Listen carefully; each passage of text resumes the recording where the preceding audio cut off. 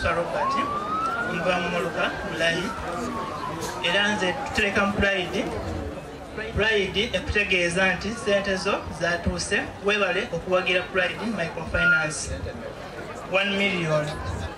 C1674 has been credited with Uganda 1 million shillings from Bannamasaka dated 13th June 2003. Greater Masaka twakafuna 22 billion shillings. The district sekumi. Buwumbi obutabalika obuwumbi abiri mu meka. Ezo ssente zonna ziri luddawa. Ziri mu bantu.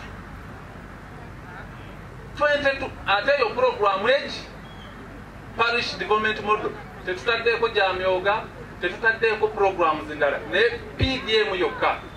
Kakati bwe tubanga tuli honest ne tubanga twagala tuli ba mazima twagala kuva mu bwavu bilioni za 22 bakadde bange tujja kusigala nga we tuli bannange 22 billion shillings in Greater Masaka. Wano city yokka we are talking about almost 900 million shillings. Atenga not one of every financial year. Buli mwaka gw'ebyensimbi nga bongera ki ssente.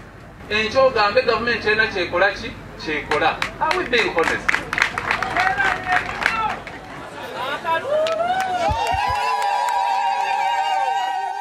Download the app on App Store or Google Play Store now. Vision Digital Experience, the future of media.